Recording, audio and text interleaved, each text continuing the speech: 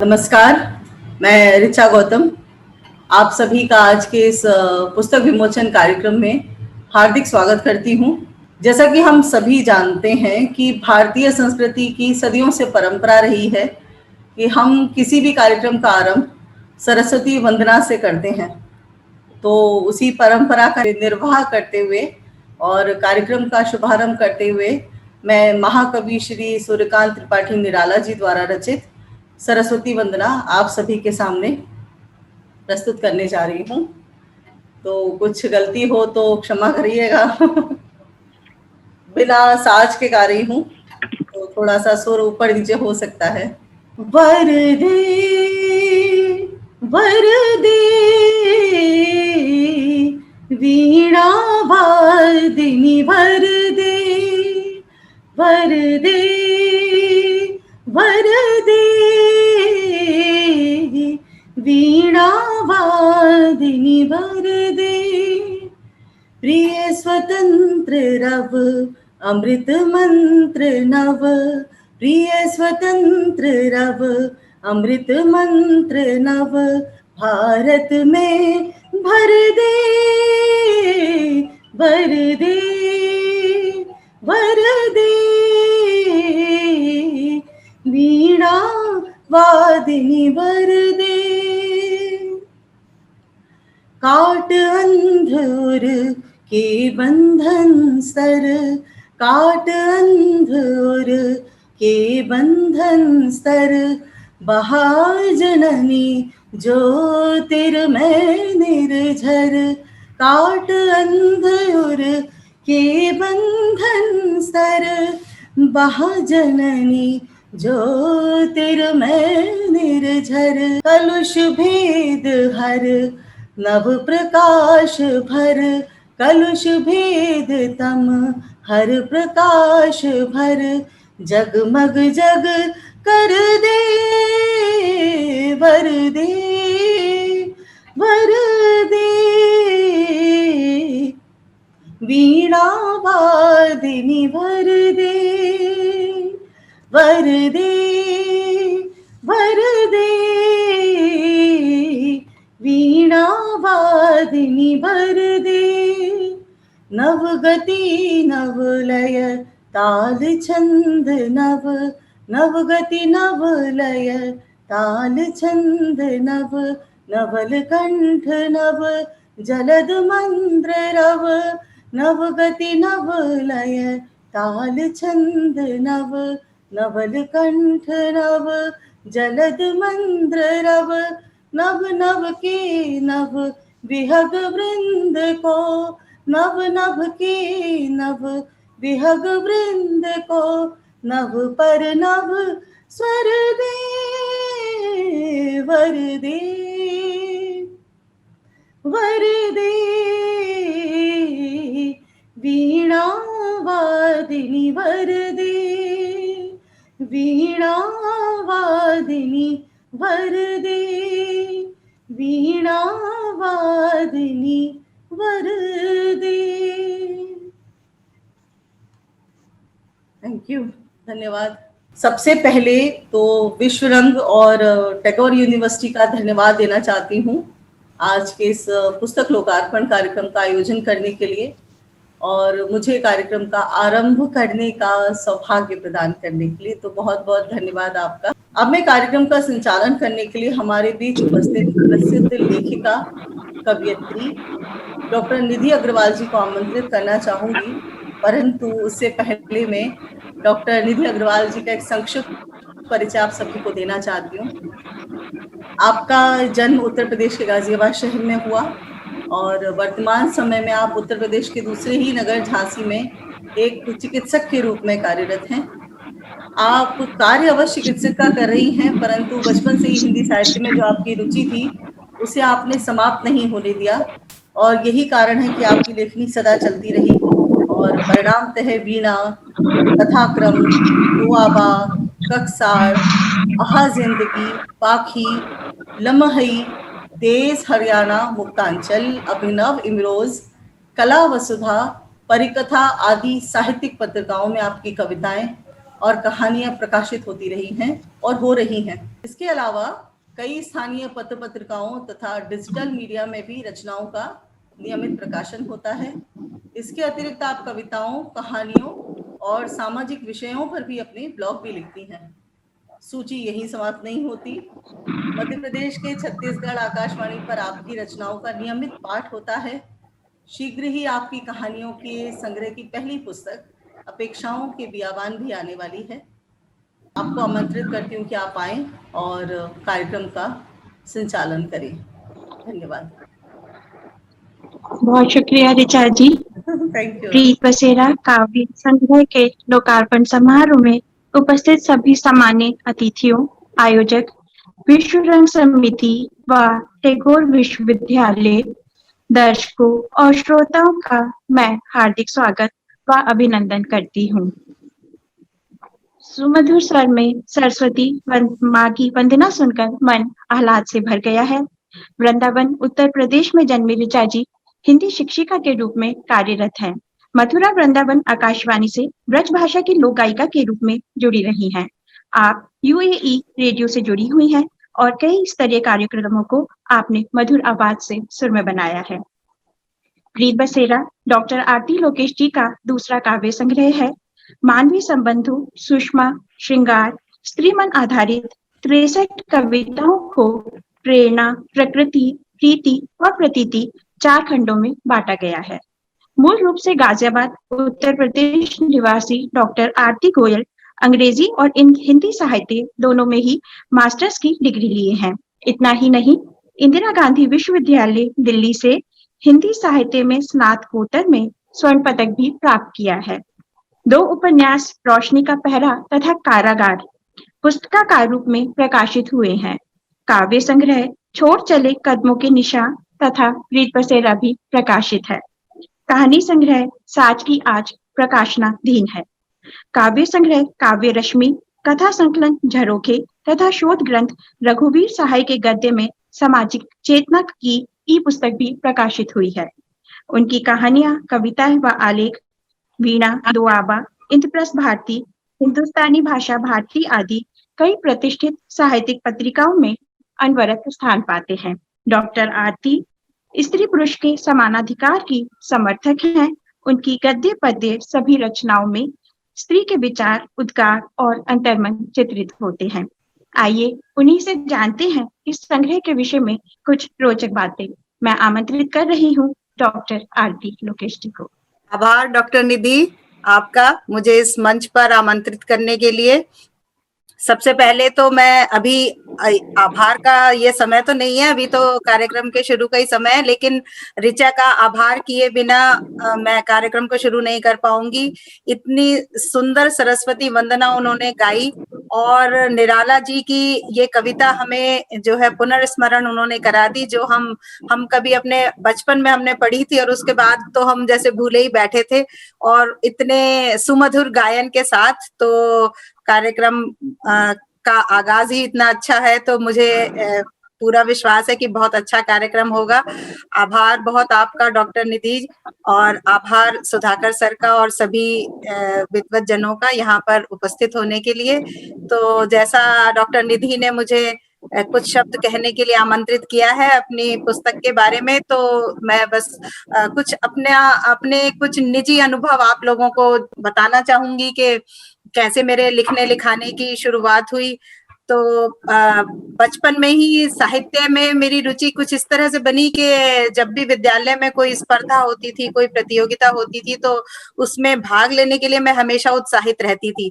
और हमारे घर का वातावरण भी पूरी तरह से साहित्यमय ही था। पिता मेरे जो पिताजी हैं वो अंग्रेजी साहित्य में स्नातकोत्तर हैं, और माँ और मेरी बुआएं मुझे ऐसी प्रिय हैं जैसे बहनें होती हैं, सखियां होती हैं, तो वो भी हिंदी और संस्कृत में स्नातकोत्तर हैं।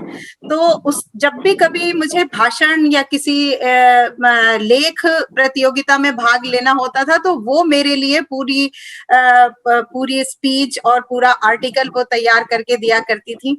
और कुछ भाग्य भी ऐसा रहा कि उन प्रतियोगिताओं में जब भी मैंने अपनी बुआओं के लिखे हुए भाषण को मैंने प्रस्तुत किया तो अधिकतर बार मैं विजयी भी होती थी।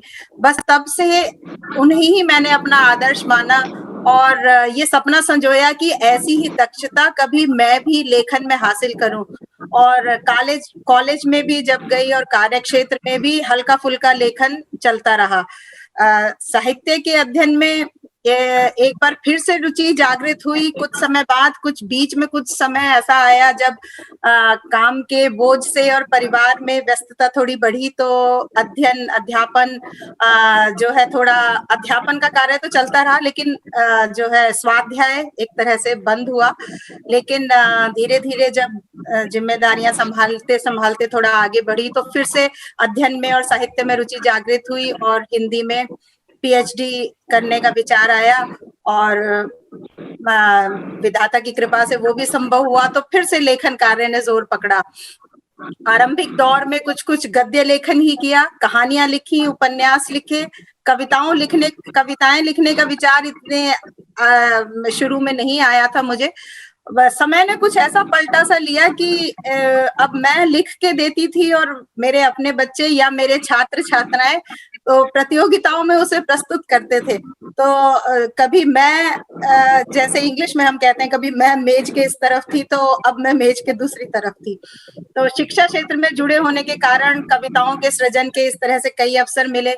विद्यालय में भी कई कार्यक्रम हुए जिनके लिए मैंने गीत भी लिखे, तो उन सब की सराहना हुई तो उससे काफी मुझे प्रोत्साहन मिला कि हाँ, मुझे ऐसा कुछ विश्वास जागा अपने ऊपर कि मैं पद्य में भी कुछ रचना कर सकती हूँ। नहीं तो मैं अपने आप को गद्य लिखने के ही योग्य भी नहीं कहूंगी, गद्य ही लिख सकती हूँ ऐसा मैं मानती थी।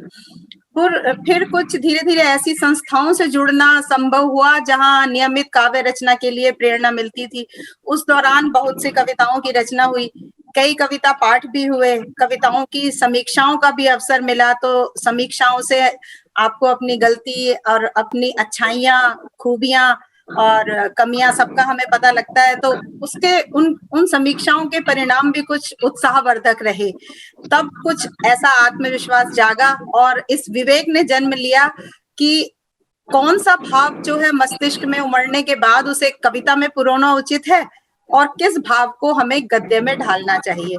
तो ऐसा वैसे लगता है हमें कि विवेक उत्पन्न हो गया, परंतु कितना अच्छा है कितना नहीं वो तो समाज ही बताता है या पाठक ही बताते हैं।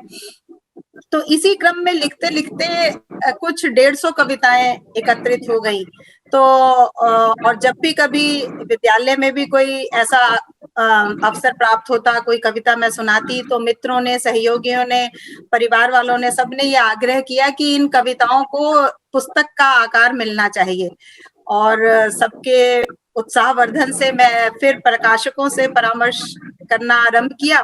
तो यह हल निकला कि इतनी कविताएं जो हैं एक पुस्तक में ढालना तो उचित नहीं होगा, इनकी दो पुस्तकें प्रकाशित की जानी चाहिए। तो प्रीत बसेरा उसी क्रम में दूसरी पुस्तक है और इससे पहले छोड़ चले कदमों के निशान, उसका प्रकाशन हुआ। दोनों का प्रकाशन लगभग आसपास ही हुआ क्योंकि कविताएं तो पहले से ही संकलित थी, उन्हें खाली पुस्तकों का रूप देना ही बाकी था।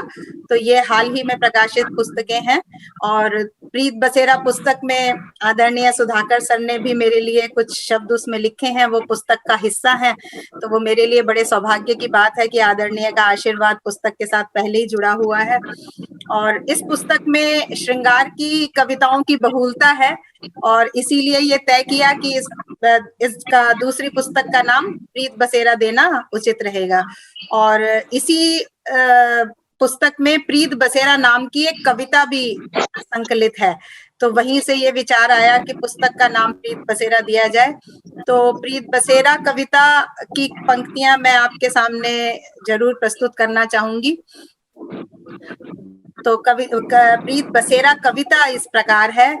उनींदी सी आ बैठूं मैं कल्पना के बसेरे में, नीलांबर की ओढ़ चदरिया बादलों के घेरे में, हरित धरा को मान बिछौना, झरे सुमन कर आलिंगन, नाप डालूं अंतरिक्ष सारा पग के हर एक फेरे में, विस्तृत उर आकार दूं घूमती अवनी के चाक पर, बारिश की बूंदों की खुशबू धूल धूसरित पात पर, वही सुगंध पवन बिखेरूं, कण कण प्रेम सुवास भरूं, मिलन कलियां महके चटके, प्रिय पाती की डाक पर।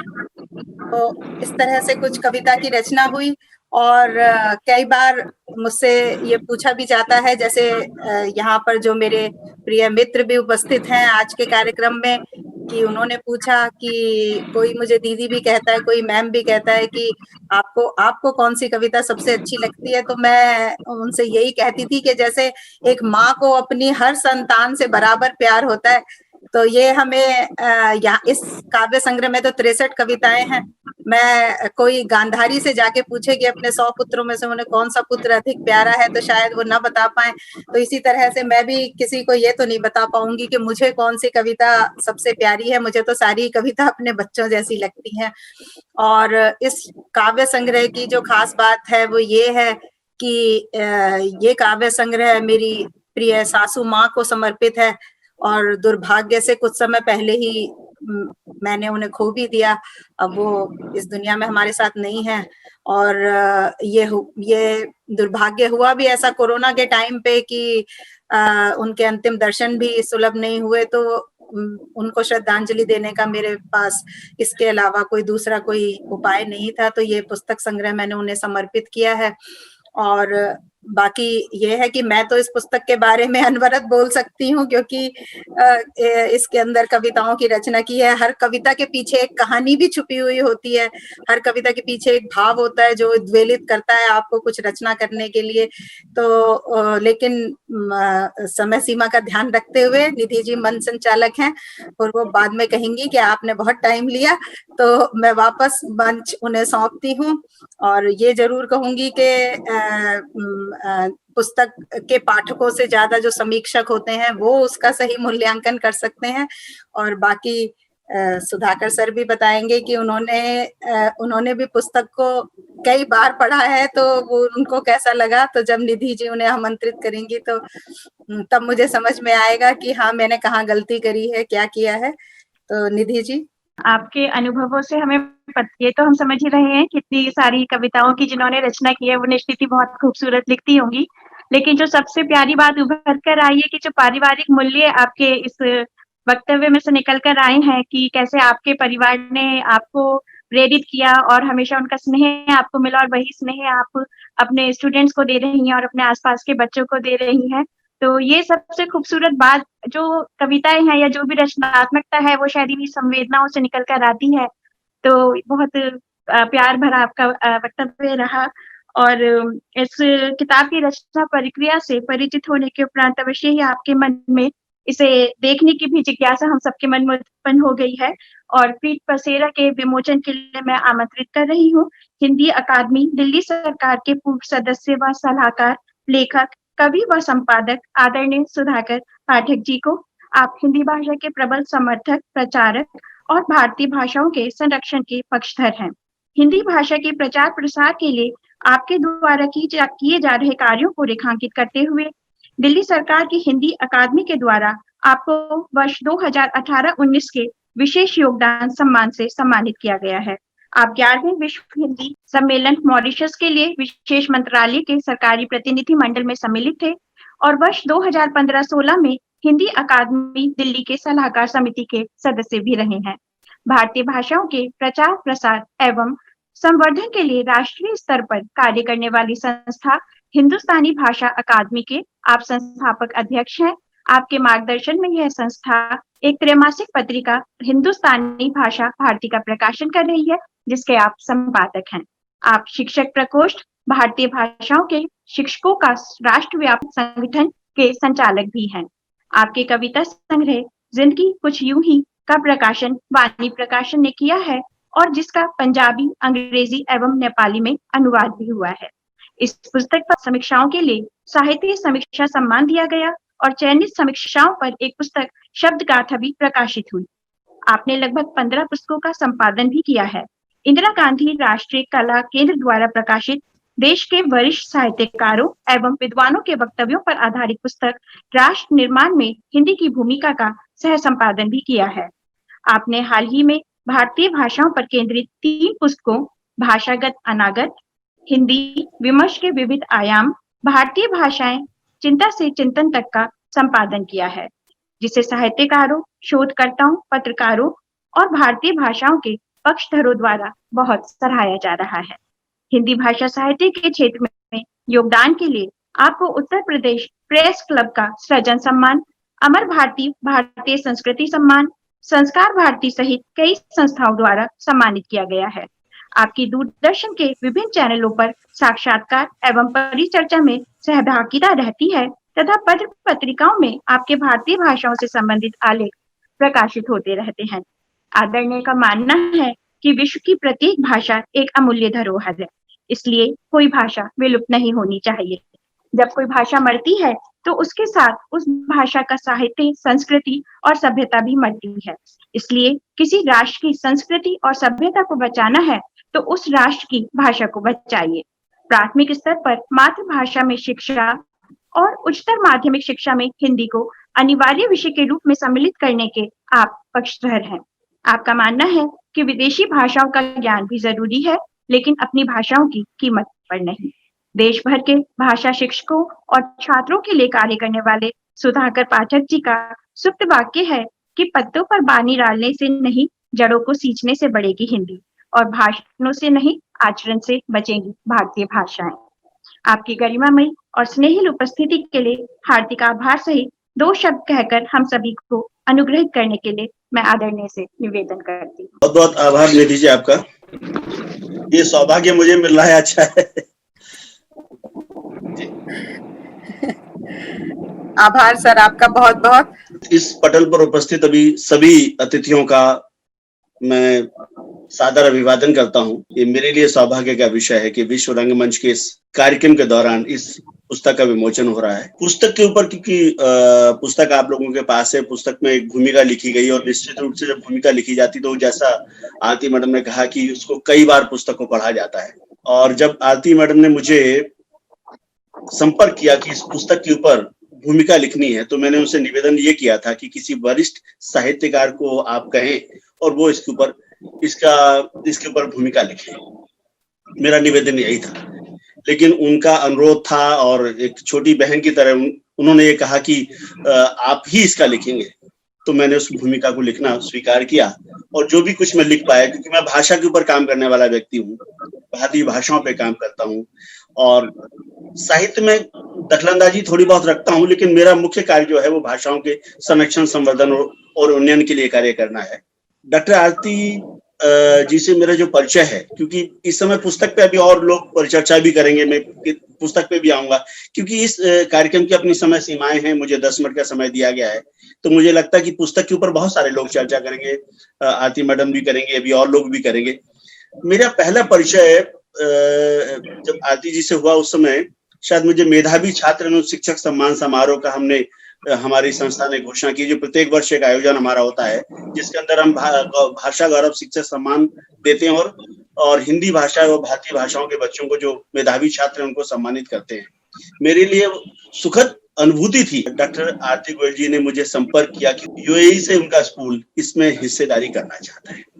मैंने कहा कि मुझे बहुत सौभाग्य की बात है, आप लोग वहां से उनके बच्चों के प्रविष्टियां भेजिए, और ऐसा कुछ बना कि वहां से प्रविष्टियां आई और हमारे अकादमी के कुछ वरिष्ठ सदस्य जब वहां गए, शाहजहां में गए, तो वहां पे भी एक आयोजन हुआ।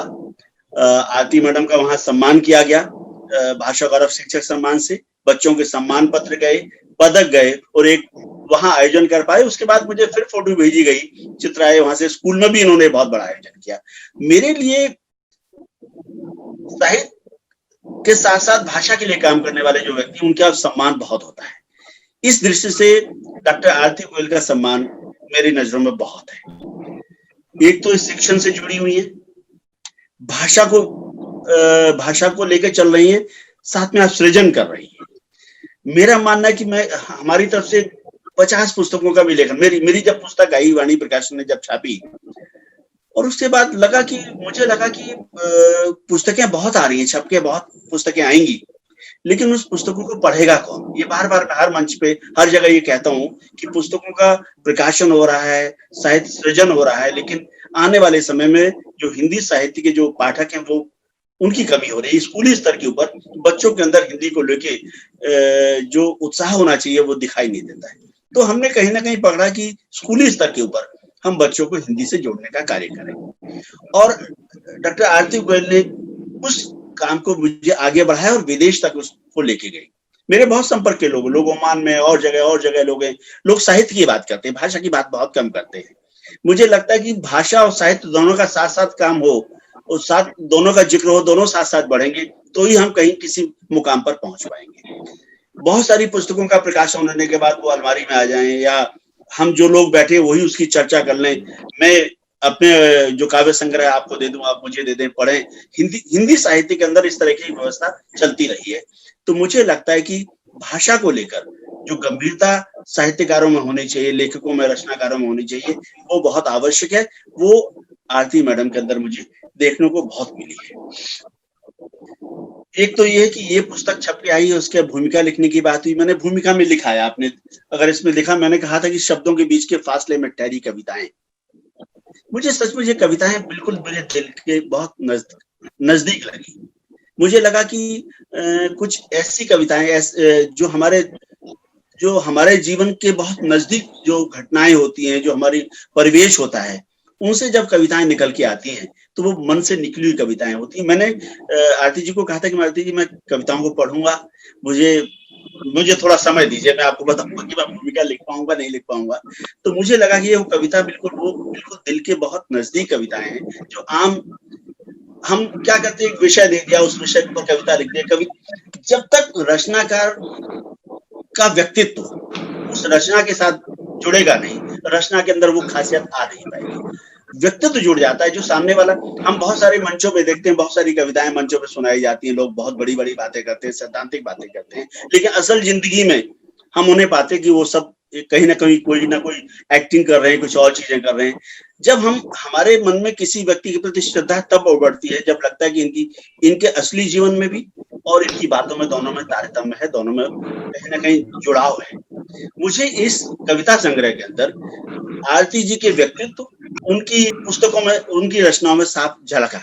तो मुझे लगा कि इसमें आज भी, जब मैंने कहा कि जब लोकार्पण की बात हो रही थी, क्योंकि मैं इन बहुत सारी चीजों से मैं जुड़ा नहीं रहता, साहित्य की बहुत सारी चीजें, क्योंकि आपने जहां तक मुझे, जो मेरे परिचित लोग हैं, जो मुझे जानते हैं, साहित्यिक गतिविधियों में कम मेरी उपस्थिति रहती है, और भाषाओं की जो चीजें हैं उसमें बहुत ज्यादा जुड़ाव रहता है। क्योंकि ये मंच ऐसा नहीं है जहाँ पे बैठ के ये चर्चा की जाए कि हम कितनी भाषाएं हमारी विलुप्त हो गई हैं, कितनी भाषाएं हमारी खतरे की सीमा में है, कितनी भाषाएं हमारी कमजोर श्रेणी में चली गई, कितनी भाषाएं हमारी मर गई, क्यों भाषाएं हमारी मर रही हैं, क्यों भाषाओं के मरने से हमें क्या नुकसान होने वाला है। जैसे अभी निधि मैडम ने बताया था कि जब मैं कहता हूँ कि पत्तों में पानी डालने से नहीं, जड़ों को सींचने से बढ़ेगी हिंदी या भारतीय भाषाएं। क्यों ये सब है? क्योंकि हमें लगता है कि हम बड़े बड़े मंचों पे तो हिंदी की हम बात कर लेते हैं, हम विश्व हिंदी सम्मेलन भी कर लेते हैं, हम बड़े बड़े आयोजन कर लेते हैं, लेकिन प्रारंभिक स्तर पर जहाँ बच्चों को हिंदी या भारतीय भाषाएं पढ़ाई जानी चाहिए, वहां पे कहीं हमारी बात आगे बढ़ नहीं पाती है। तो जो बच्चे जिनको इन साहित्य को पढ़ना है, वो उन बच्चों तक को अगर हम हिंदी से नहीं जोड़ पाएंगे तो शायद हमारा लेखन कहीं ना कहीं थोड़े समय बाद विलुप्त हो जाएगा। तो आपको मैं साधुवाद देता हूँ, आप एक बहुत अच्छी शिक्षिका हैं, बहुत अच्छी लेखिका हैं, और सबसे बड़ी बात जो मेरे लिए बहुत गर्व की बात है कि आप हिंदी को बहुत अच्छे ढंग से समझ रही हैं, और विदेश के अंदर न केवल भारत भारती की, हमारी हिंदी की पताका को आगे लेके चल रही हैं। प्रवासी साहित्यकारों को मैं बहुत नजदीक से जानता हूँ, देखता हूँ। मैं मतलब यहाँ कोई एक बहुत अच्छा मंच है जहाँ पे हम, लेकिन साहित्यकारों में जहाँ आत्ममुग्धता बहुत ज्यादा होती है, उस तरह की आत्ममुग्धता मुझे आप में नजर नहीं आई है, और आपने बहुत अच्छा सब चीजों को लिखा है। सामान्यतः बहुत सारे लोग जब बाहर से आते हैं और भारत में पहुंचते हैं तो उस तरह का रहता है कि बड़े साहित्यकार हैं, विदेश से आए हैं, वहां लेखन कर रहे हैं, उससे जुड़े हैं, अपनी महिमा मंडित करने के लिए जो आगे बढ़ते हैं। आप बहुत अच्छे ढंग से अपना लेखन कर रही हैं, बहुत अच्छी कविताएं लिख रही हैं, बहुत अच्छा काम कर रही हैं। मेरी तरफ से बहुत बहुत साधुवाद है, आपको शुभकामनाएं। आप इसी तरह का लेखन करती रहें। मैंने इसमें लिखा था कि शब्दों के बीच के फासले में ठहरी कविताएं, काव्य संग्रह प्रीत बशेरा में सरल शब्दों में कविताओं को रचा गया है, जिसमें कोई भी पाठक इन्हें आसानी से आत्मसात कर सकता है। बिंबों और अलंकारों से कविता मुक्त है। कविताओं की भाषा, शिल्प और शैली भी जटिल नहीं है। भावों की सघनता होने के कारण इन कविताओं को सीधे सीधे पढ़कर किताब को खत्म करना बेईमानी होगा। जितनी बार ये कविता पढ़ने बैठते हैं तो उसके बाद उसको चिंतन करने का मन करता है। कविता खत्म होने के बाद भी दिमाग में आपकी वो कविताएं, वो पंक्तियां चलती रहती हैं, तो लगता है कि कहीं ना कहीं लेखन भी सफल हो रहा है और हमारा पठन पाठन भी सफल हो रहा है। तो मैं पुनः, क्योंकि मुझे लगता है मेरी जो समय सीमा समाप्त होगी, बहुत लोग अभी वक्तव्य उनका रहेगा, पुस्तक के ऊपर लोग बोलेंगे, तो मैं इन्हीं शब्दों के साथ बहुत बहुत शुभकामनाएं देता हूँ। यहाँ इस पटल पर उपस्थित जो भी विद्वान अतिथि जो बैठे हैं उनको अभिवादन करते हुए अपनी वाणी को विराम दूंगा और बहुत बहुत शुभकामनाएं दूंगा डॉक्टर आरती आलोक जी को कि वो इसी तरह सृजन में जुड़ी रहें, लेकिन हिंदी और भारतीय भाषाओं को भी आगे लेके चलें। मुझे बहुत खुशी होगी। उन्होंने एक रिश्ता बनाया है, मेरी छोटी बहन की तरह है। मैं उनको बहुत बहुत शुभकामनाएं देता हूँ। इस लोकार्पण के अवसर पर बहुत बहुत शुभकामनाएं मेरी तरफ से स्वीकार करें।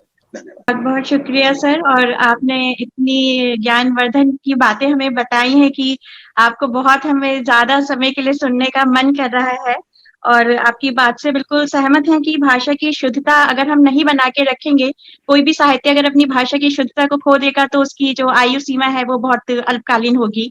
तो सभी साहित्यकारों को भाषा के लिए सचेत होने की निश्चित ही बहुत सजग रहना हो चाहिए। और आरती जी के विषय में मैं एक बात ये बताना चाहूंगी कि हिंदी से जो उन्होंने पीएचडी की है वो अपनी शादी के बाद, बच्चे होने के बाद करी है, तो ये एक बहुत बड़ी बात है। और मुझे तो लगता है कि माँ सरस्वती ने शायद उनको चुना है, कि वो क्या सहयोग रहे कि वो और फील्ड में चली गई मालूम नहीं, लेकिन शायद माँ सरस्वती का उन्होंने चयन कर रखा था उनका, तो उन्होंने वापस उनको सही ट्रैक पे लाके करा है। और जो बच्चे उनसे पढ़ रहे हैं वो निश्चित ही बहुत भाग्यशाली बच्चे हैं कि इतने शुद्ध रूप में और इतने सरल रूप में वो उनको सिखाती है। यहाँ तक कि मुझे भी जब भी कहीं पे मैं संशय उत्पन्न होता है तो मैं उनसे संपर्क करती हूँ और वो एक ही लाइन में इतने सारे संशय मेरे दूर कर देती हैं। और आपने एक और यहाँ पे बहुत खूबसूरत बात कही है कि जो कविताएं हैं या जो साहित्य है वो हमारा आडंबरहीन होना चाहिए। आजकल जो ये एक प्रचलन चल पड़ा है शब्दों के सौंदर्य में खो जाते हैं हम, और उसमें तथ्य नहीं होता या भाव नहीं होते। तो ये सब बातें हम नवांकुरों के लिए तो निश्चित ही बहुत सीखने वाली हैं, क्योंकि हम भ्रमित होते हैं कहीं ना कहीं आज की कहानियों को पढ़ के या साहित्य को पढ़ के।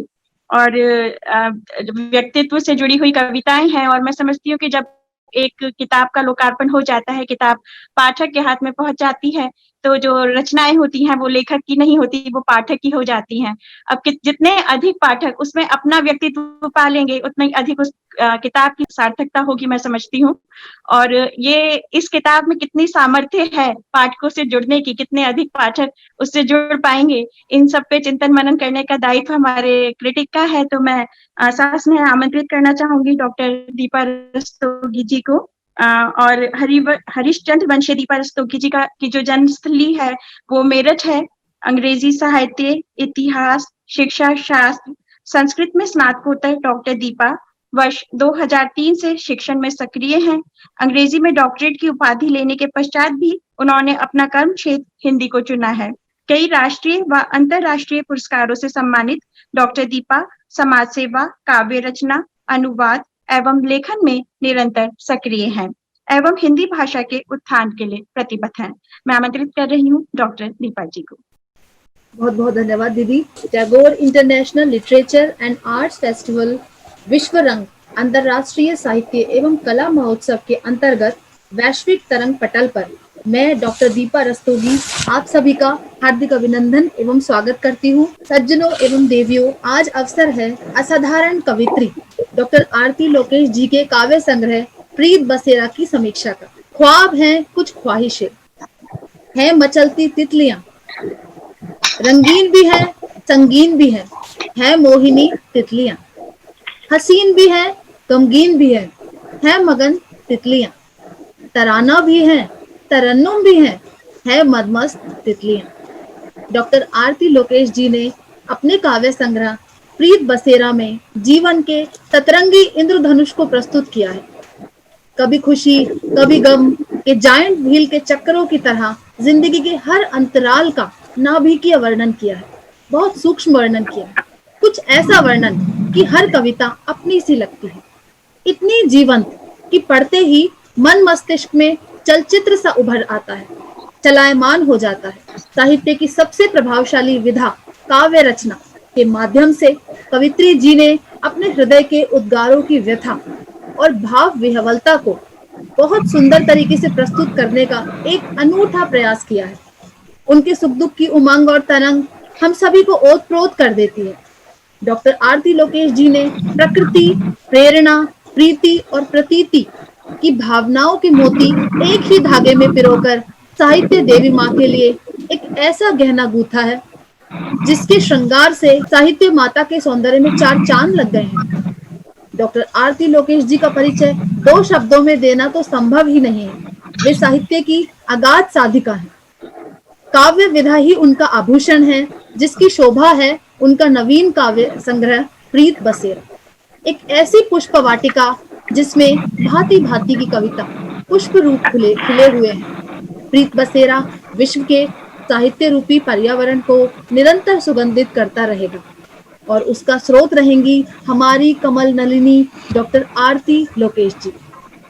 विदेशी कवित्री हैं। उन्होंने प्रीत बसेरा में मनुष्य की विभिन्न विषमताओं एवं दुविधाओं को अपनी भाषा की ऊंची से लय और ताल के रंगों का प्रयोग करके हम सभी के मानस पटल के दृश्य माध्यम में इतनी सजीव रूप से उकेरा है जिसमें अच्छे अच्छे वरिष्ठ साहित्यकार भी असमर्थ होते हैं। ऐसा संग्रह जिसने विविधता के आयाम को छू लिया है। डॉक्टर आरती लोकेश जी का काव्य संग्रह प्रीत बसेरा प्रेरणा, प्रकृति, प्रीति और प्रतीति सर्गों को समाहित किए हुए उस नवयौवना दुल्हन के समान लगता है जो चार रंगों वाली चुनरिया पहनकर श्रृंगार किए हुए है। प्रेरणा सर्ग की कविताओं की बात करें, अद्वितीय है कविताएं, चाहे वह माँ तुम मम मोचन हो, माँ तुम शुचि मंत्र हो। वात्सल्य की वर्षा का ये रूप शायद हमने कभी पहले ना देखा हो। अथवा बाबा की धूल हो, नित बाबा के चरण गहूंगी, कदम तले की धरा बनूंगी, जहां जहां बाबा जाएंगे पकड़ के दामन संग चलूंगी। पितृ स्नेह की ऐसी छाया का वर्णन, पिता के प्रति ऐसी उदार पूज्य भाव हमने तो पहले कभी किसी कवि के माध्यम से नहीं सुने।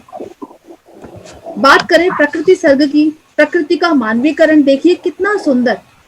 कालिदास के मेघदूत कब वर्षा का देंगे संदेश, प्रेम अंबुदी से मिलने को संकरी नदियां ने खोले केश। ऐसा पावन प्रेम, इतना सुंदर मानवीकरण प्रकृति का, ये सिर्फ हमने हमारी प्यारी कवित्री डॉक्टर आरती लोकेश जी की कविता में ही पाया है। प्रीति सर्ग प्रेम और श्रृंगार की गागर है, या फिर यूं कहे गागर में सागर है। जैसे पागल प्रेमी हृदय के मृदु कांत भाव उल्लसित विकसित हुए, स्नेह बिंदु जल शीत कण स्पर्श से आह्लादित हुए, ये प्रेम है। ऐसा पावन और कोरा प्रेम जो भावनाओं की पावन स्पर्श को छूकर आता है, जिसमें कहीं भी वासनाएं, शरीर आदि का उल्लेख नहीं है। ऐसा पूज्य प्रेम पूजा के तुल्य है। पाती प्रेम की या पत्र प्रेम का यह पहला, मैं पागल पागल फिरती हूँ, छूता है मन नीलाभ गगन, फिर बादल बादल फिरती हूँ। अतुलित प्रीति उर संचित कर मैं नर्तन नर्तन करती हूँ, स्वप्निल कोमल स्पर्श तेरा पा आंचल आंचल फिरती हूँ। बहुत अद्भुत रूप है ये प्रेम का, जो सिर्फ मन की बात जानता है, जो सिर्फ आत्मा को छू कर आता है। प्रतीति सर्ग की बात करते हैं, स्त्री मन की वेदनाओं का, उनकी व्यथाओं का अश्रुपूरित वर्णन डॉक्टर आरती लोकेश जी के सिवा और कौन कर सकता था। अपराजिता की नियति हो या हो मांडवी का प्रारंभ, कौन हो तुम मांडवी महल अट्टालिका पर विचरती, विकल भाग ही में धरती, मुख पर तेज लिए साध्वी सा, साधना किस उद्देश्य मांडवी। ऐसी विरह वेदना जो बताई न जा सके, जिसका सिर्फ अनुभव किया जा सके, वो भी सिर्फ स्त्री जाति के द्वारा। एक स्त्री ही दूसरी स्त्री के विरह को, उसकी वेदना को बखूबी समझ सकती है। ऐसी हमारी कवित्री, हम उनकी भूरी भूरी प्रशंसा करते हैं। दिल चाहता है कि संसार के सारे सुख दुख एक ही पाश में बांधकर जैसे कवित्री जी ने हृदय स्पर्शी काव्य संग्रह का रूप दिया है, उसका श्रेय सौंदर्य एवं सम्मान की देवी डॉक्टर आरती लोकेश जी को जाता है। मैं उनको इस काव्य संग्रह प्रीत बसेरा के लिए अनेक अनेक शुभकामनाएं देती हूँ और उनकी भूरी भूरी प्रशंसा करती हूँ, क्योंकि देवी और सज्जनों, आप सभी मैं जानती हूँ मुझसे पूरी तरह सहमत होंगे। जितनी विविधता इस काव्य संग्रह में मैंने और आपने पाई है, जितने विचार उन्होंने इसमें प्रकट किए हैं, कितने परिष्कृत परिमार्जित रूप से, कितने सुंदर भावनाओं के बंधन में बांधकर इसको प्रस्तुत किया है, हमारी भाषा को नया आयाम दिया है, हमारे साहित्य को नई ऊंचाइयां दी हैं। मैं चाहूंगी कि डॉक्टर आरती लोकेश जी को और भी अन्य अंतर्राष्ट्रीय पुरस्कार मिले इस काव्य संग्रह के लिए, जो अपने आप में अद्वितीय और अनूठा है। मुझे समीक्षा का कर्तव्य देने के लिए बहुत बहुत आभार दीदी। बहुत ही सुंदर रचना आपने रची है और उसके लिए हम सभी की ओर से आपको बधाई, बहुत सारी शुभकामनाएं। डॉक्टर दीपा, आपकी ये जो समीक्षा है, मैं समझती हूँ ये भी किसी काव्य में सरिता सी ही बनी है। बिल्कुल, मैं तो खो गई थी, सुनने में बहुत आनंद आया इसको, और आपने अपनी सुचिंतित सुंदर टिप्पणी से जो हमें समृद्ध किया है, उसके लिए आपका बहुत बहुत आभार। और इस चर्चा के पश्चात तो और भी लालसा हो गई है, जिज्ञासा हो गई है कविताओं को और नजदीक से जानने के लिए। तो मैं आमंत्रित कर रही हूँ रुचिका जी को काव्य पाठ के लिए। रुचिका मुदगल जी की शिक्षा मेरठ में हुई है। 20 वर्षों से आप अध्यापन क्षेत्र से जुड़ी हुई हैं। वर्तमान में दोहा कतार में एक स्कूल में कार्यरत हैं। संग्रह से अपनी कोई प्रिय रचना हम सबको पढ़कर आप प्लीज सुनाइए रुचिका जी। मैंने कविता पढ़ी आरती की, बहुत ही खूबसूरती से उन्होंने सब सारे ही भावों को छुआ है, और जिसमें से ये कविता मुझे बहुत पसंद आई और मैंने कहा आरती की मैं ये कविता पढ़ना चाहूंगी, और मैं आप सबके लिए वो कविता भी पढ़ रही हूँ। कविता का शीर्षक है सुनहरे पल। यादों की झरोखों के बैठी मैं इस बार, झांकती हूँ बाहर, ताकती हूँ बार बार, खोजती अतीत में सुनहरे से पल निहार। देखती हूँ फूल को मुस्कुराते हुए, मचलती तितलियों को गुनगुनाते हुए, पंखों के सलोने रंगों में खुद घुल जाते हुए। धानी हरी चूनर दिख रही है धूप, मिट्टी को चूम के लहराती है खूब। थिरक उठी संग हूँ गीत गाए धूप, खिलती सी मस्तियां। बया के घोंसले चूचू के चूजे, पींगे बढ़ा झूलते सावन के मसीहा, मन को है सींचते। विकल सा है एक रेशम का कीड़ा, समझता है केवल शहतूत उसकी पीड़ा। पात पात बन इल्लियां करती रही क्रीड़ा, नजर दूर अटकी है दिखता एक गांव। चंचल सी नदिया में बहती एक नाव, ख्याल से ही उठ गए उस ओर को पांव। समेट ली आंखों में सूर्योदय की छटा, भींच ली है मुट्ठी में संध्या लालिमा घटा। पिरो लूं दृश्य कानों में, बालियां दूं मैं हटा। परिचित ये सब मेरे, पहचान नहीं बाकी, जब चाहूं झांक लूं यह यादों की झांकी। ऐसी झिलमिल चदरिया है हृदय पर टांगी। इतना खूबसूरत वर्णन किया है हर प्रकृति की हर चीज का, कि उसका मानवीकरण करके कि ऐसा लगता है जैसे आप स्वयं वहां बैठकर उसी दृश्य को देख रहे हैं। बहुत ही खूबसूरत, बहुत सुंदर आरती। धन्यवाद। आपके स्वरों में बंद कर हम भी बिल्कुल उसी झरोखे पे जाकर बैठ के, जहाँ झरोखे से झांक कर आरती जी ने ये कविता की रचना की है, हम बिल्कुल वहीं पर पहुंच गए थे। और इस प्रकृति से जुड़ी ये खूबसूरत जो कविता है वो निश्चित ही हमारी स्मृतियों में भी स्थायी रूप से दर्ज हो गई है। और ऐसी ही कुछ और खूबसूरत कविताओं को सुनने के लिए हम अपने कार्यक्रम को आगे बढ़ाते हुए आमंत्रित कर रही हूँ मैं मनीषा जी को। आप जो राजस्थान राज्य अपने आप में ही अनूठा भारतीय लोक संस्कृति से ओतप्रोत, वहां का बाड़मेर जिले में एक शिक्षिका के घर में जन्मी मनीषा नैनवानी की स्कूली शिक्षा एवं कॉलेज शिक्षा यहीं पर हुई। और वर्तमान में आप शिक्षिका के रूप में अपनी सेवाएं दे रही हैं। और मैं सोचती हूँ कि सुधाकर जी बहुत खुश होंगे कि बहुत सारी शिक्षिकाएं आज हमारे साथ हैं जिन्होंने की हिंदी को अपना कार्य क्षेत्र चुना हुआ है। तो वो आश्वस्त हो सकते हैं कि हिंदी सुरक्षित हाथों में है और उसका संवर्धन अच्छे प्रकार से हो रहा है। तो मनीषा जी ने अपने प्रयासों से विद्यालय के छात्र छात्राओं का व्यक्तित्व निर्माण, चरित्र निर्माण कर समाज में आप एक बहुत ही पुनीत कार्य कर रही हैं। तो मनीषा जी आप आएं और अपने पसंद की कोई कविता हम सभी को सुनाएं। आप सभी का मेरा नमस्कार। आज सब ने आरती मैम का बहुत बहुत धन्यवाद मुझे आमंत्रित करने के लिए। तो आज की जो कविता का नाम है मेरा, उस कविता का नाम है बंधन। तो आज ये कविता मैंने इसलिए आरती मैम की प्रीत बसेरा से चुनी है क्योंकि इस कविता में ममता का भाव जागृत हो रहा है। इस कविता में बताया गया है कि जब बेटी माँ बनती है तब उसे ममता का भाव जागृत होता है, किंतु वही नारी जब ममता के साथ साथ जब घर परिवार समाज के अन्य बोझ से कई बार वह इतनी विचलित हो जाती है कि उसे लगता है कि वह कई बार एकांत में उठ जाए या अकेली कहीं चली जाए, फिर तब उसे यह एहसास होता है उस ममता के भाव का जो कहीं दब गया था।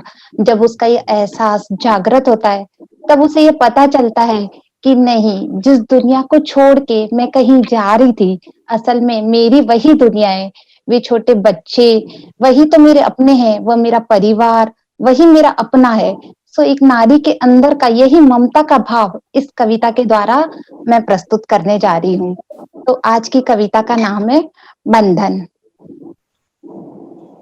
छोड़ तोड़ के सारे बंधन, छोड़ तोड़ के सारे बंधन, सोचा अपने लिए एक दिन, सोचा अपने लिए एक दिन, पंछी बन उड़ जाऊं गगन में, पंछी बन उड़ जाऊं गगन में, नदियां बनूं बहू हर छिन, नदियां बनूं बहू हर छिन, कदम तनिक बढ़ाया ही था, कदम तनिक बढ़ाया ही था, थाम के कोई आंचल बोला, थाम के कोई आंचल बोला, मत छोड़ साथ ले चलूं तू मां, मत छोड़ साथ ले चलूं तू मां, नन्ही बातों से दृढ़ मन बोला, नन्ही बातों से दृढ़ मन डोला, माँ उड़ते उड़ते थक जाओगी, माँ उड़ते उड़ते थक जाओगी, तब सहला दूंगा तेरे पंख, तब सहला दूंगा तेरे पंख,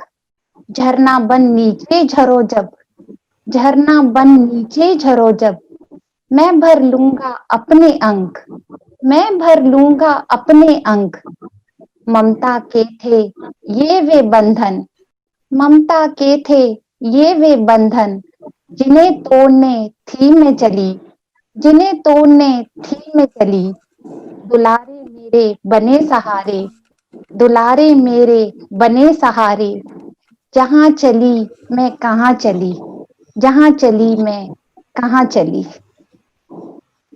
धन्यवाद। बहुत बहुत शुक्रिया मनीषा जी। समझती हूँ कि जो ये मोह के अदृश्य बंधन है ये बेहद मजबूत होते हैं और जो पंछी आकाश में उड़ते हैं वो भी इनसे इन्हीं के मोह में बंधे होते हैं। आप देखिए कि बार बार कोई पक्षी लौटकर उन्हीं निश्चित स्थलों पर उसी कारण अपना नीड़ बनाते हैं। और रचनात्मक क्षेत्र में जुड़े हुए हम जितने भी लोग हैं, चाहे वो साहित्य हो चाहे कोई भी और अन्य रचनात्मक फील्ड हो, तो ये जो बंधनों के हमारे ऊपर हम जिस भंवर में फंसते हैं, इन बंधनों के वहीं से कहीं ना कहीं सारी सृजन की जो शक्ति है वो हमें मिलती है। और बहुत सुंदर कार्यक्रम चल रहा है, बहुत खूबसूरत कविताएं हमें सुनने के लिए मिल रही हैं। तो आगे मैं आमंत्रित कर रही हूँ अंजू मेहता जी को। वह साहित्य में गहन रुचि रखती हैं, कहती हैं कि मैं हृदय से कलाकार चित्रकार हूँ, जीवन में हर दिन नया रंग भरने की कोशिश करती हूँ। यूएई में आपकी कई चित्र प्रदर्शनियां हुई हैं। प्रकृति प्रेमी अंजू जी व्यवसाय से हिंदी अध्यापिका हैं। अंजू जी आप अपनी कोई भी पसंदीदा कविता हम लोगों को सुनाइए। सभी आदरणीय गुणीजन, आप सबको मेरा नमस्कार। अथक तप और कड़ी मेहनत से जब शिखर पर पहुंचते हैं तब हम किसी परिचय के मोहताज नहीं रह जाते। इसी का पर्याय है डॉक्टर आरती गोयल में। कविता वाचन करने से पहले कविता के शीर्षक से संबंधित कुछ पंक्तियां बोलना चाहूंगी। मौन मौन की गूंज है, मौन मौन की गूंज है, मौन की शक्ति अपार, मौन जब तक मौन रहे, टूटे तो हाहाकार। अभी आप सबको समझ आ गया होगा कि कविता का शीर्षक क्या है। डॉक्टर आरती बेन द्वारा रचित कविता, जो कि उनकी पुस्तक प्रीत बसेरा में संकलित कविताओं में से एक है, उसका वाचन में करने जा रही हूँ। अगर पढ़ सको मेरा मौन, अगर पढ़ सको मेरा मौन, पहचान सकोगे मैं हूँ कौन, पहचान सकोगे मैं हूँ कौन। शब्दों का व्यापार ना हो, शब्दों का व्यापार ना हो, वाक्य समझ बन जाए गौण। अगर पढ़ सको मेरा मौन, पहचान सकोगे मैं हूँ कौन। मन से मन का हो संवाद, नहीं शेष रहे कोई विवाद। व्यथा कथा में करूं नियंत्रित, तुम भी निभा सको अपवाद। तीर से गहरे शब्द घाव, ज्वाला है नहीं कोई अलाव। अश्रु नीर छिड़क दे हम, संप्रेषित हो जाए संभाव।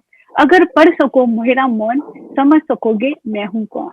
धन्यवाद। इस कविता को पढ़ने के बाद मैं अपने आप को इस कविता से जोड़ पाई, तो मैम बहुत बहुत धन्यवाद मुझे इसमें शामिल करने के लिए, एंड आप सभी का धन्यवाद। बहुत शुक्रिया अंजू जी।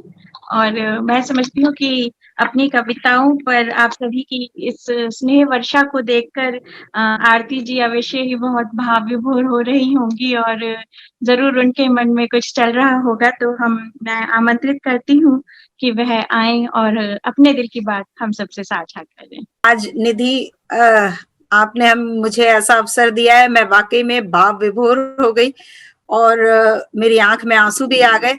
कोशिश मैंने की थोड़ा सा अपने आप को संभालने की, पर सबसे पहले तो ऋचा ने ही मंत्र मुग्ध कर दिया, जो मैंने पहले भी कहा, इतना सुंदर गायन करके। और जो आज के कार्यक्रम में सब लोग हैं, मेरे हृदय के बहुत करीब हैं, मैं सबको व्यक्तिगत रूप से भी जानती हूँ। और सुधाकर सर ने इतनी मेरी तारीफ करी, वो मेरे बड़े भाई की तरह नहीं, मेरे गुरु की तरह भी हैं। उन्होंने पग पग पर मुझे समझाया भी है और कई जगह मुझे उनसे बहुत प्रेरणा मिली, बहुत उत्साहवर्धन मिला। और दीपा जी ने इतनी अच्छी इस पुस्तक की समीक्षा की कि मुझे लगा कि मैं इस योग्य हूँ कि नहीं हूँ, लेकिन उन्होंने हर चीज पर बड़े डिटेल में प्रकाश डाला।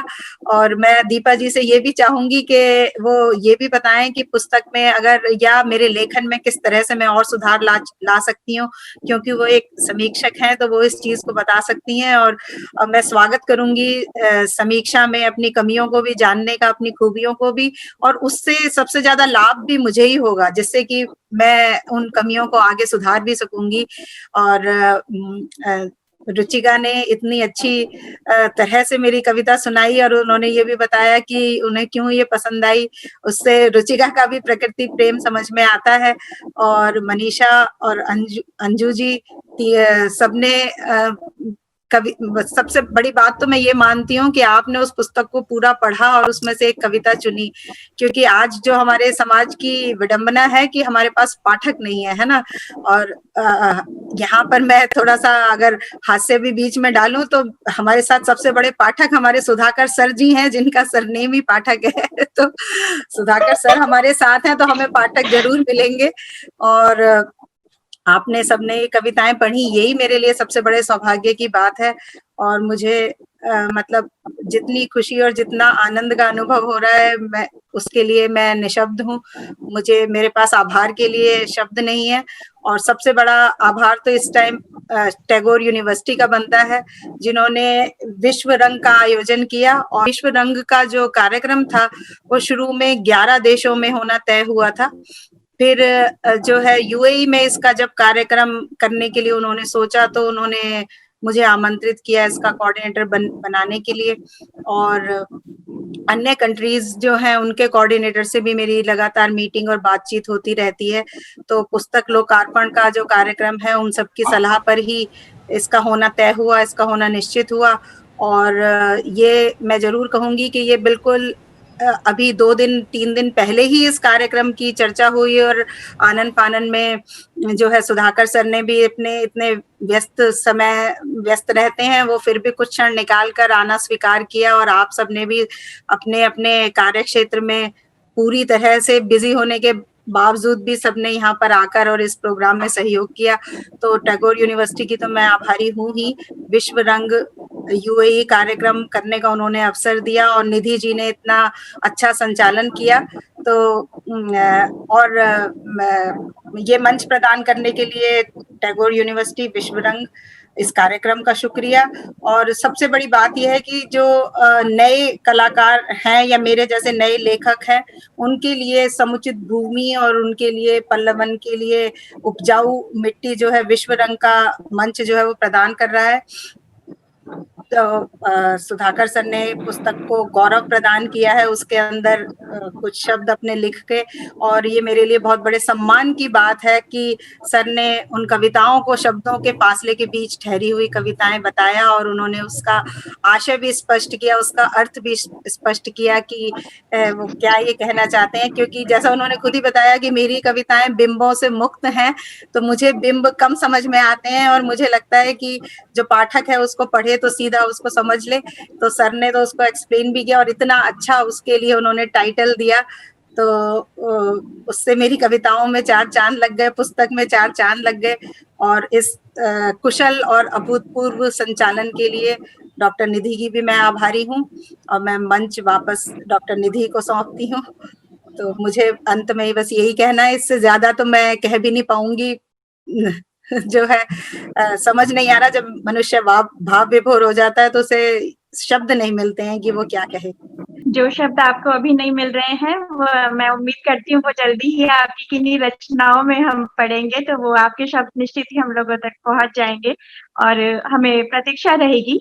और जैसा स्नेह आज इस मंच पर आपकी कविताओं को मिला है, तो प्रीत बसेरा पाठकों से भी अवश्य ही वैसा ही स्नेह प्राप्त करेगी, ऐसी मेरी आशा करती हूँ। और आज के पुस्तक लोकार्पण कार्यक्रम में आए सभी सुधी जनों का मैं हृदय से आभार व्यक्त करती हूँ। व्यस्तम दिनचर्या से आप सभी ने समय निकाला और माननीय मुख्य अतिथि महोदय और समीक्षक महोदया का हृदय की गहराइयों से मैं आभार व्यक्त करना चाहूंगी। और पुस्तक की कविताओं को अपने भावपूर्ण स्वर से जीवंत कर दिया आप सभी सखियों ने, तो बहुत बहुत आप सभी का आभार। प्रीत बसेरा की सफलता के साथ की शुभेच्छाओं के साथ मैं निधि अग्रवाल आप सभी से विदा लेती हूँ और आशा करती हूँ कि आपका दिन शुभ हो। नमस्कार।